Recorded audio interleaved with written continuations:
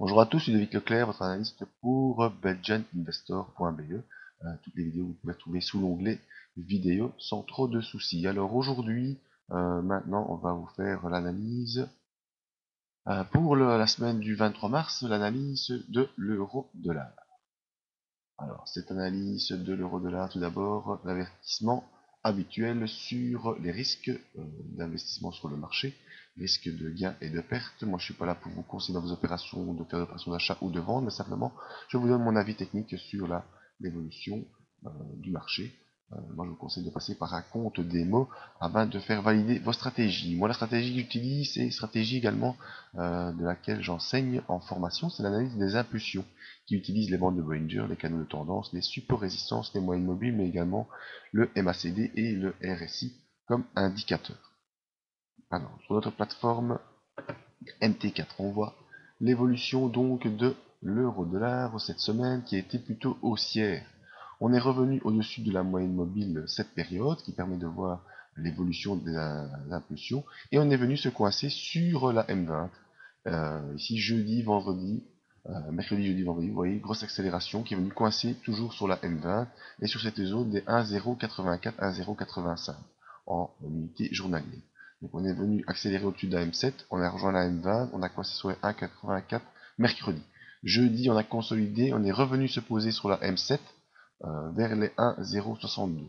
Vendredi, on a réaccéléré, on est venu encore une fois buter sur la M20 et sur la zone des 1,8463. Donc on est pour l'instant pris ici dans cette convergence entre les deux moyennes mobiles et nous devrons attendre l'évolution soit au-dessus de la M20, soit en dessous de la M7 pour voir l'évolution possible du cours. Nos indicateurs comme le MACD toujours bien coincés sous les zéros, preuve que nous sommes toujours dans une impulsion baissière de long terme.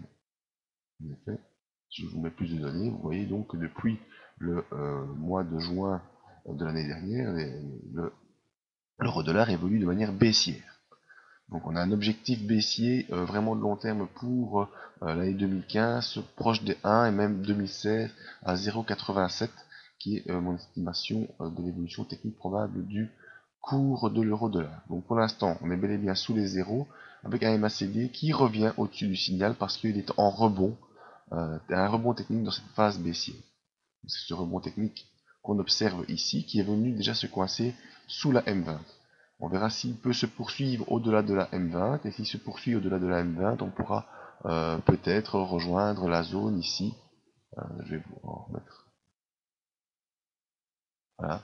Cette zone comprise entre 1,1160 et 1,1260. Donc vraiment cette zone qui sera peut-être un objectif aussi si on peut basculer au-dessus de la M20 et au-dessus des 1,084. Si on repasse sous la M7, eh bien immédiatement on visera la dernière zone de support des 1,047. Pour l'instant, le RSI est revenu neutre entre 40 et 60, donc plus de pression haussière ni de pression baissière pour l'instant. On attend vraiment, comme je vous le disais, le franchissement des moyennes mobiles, soit à la hausse au-dessus de la M20, soit à la baisse en dessous de la M7. Voilà tout ce qu'on peut dire pour l'instant en unité journalière sur l'euro-dollar. Si vous voulez plus de détails sur les unités 4 heures ou 1 heure, je vous invite à nous rejoindre lundi matin dans le live qu'on fera en direct vers 8h30 pour voir comment évolue l'euro-dollar pour le début de cette semaine. Quoi qu'il en est, voici les différents sponsors du site. BitBank qui peut vous aider à nous rejoindre dans la zone membre pour voir comment on utilise l'analyse des impulsions sur les actions avec des tendances pas mauvaises depuis le début de l'année. Le cabinet de rendement privé pour gérer vos capitaux. Et FXCM qui nous donne donc accès à cette plateforme MT4 et qui pourra également vous donner des réductions pour différentes formations sur le site.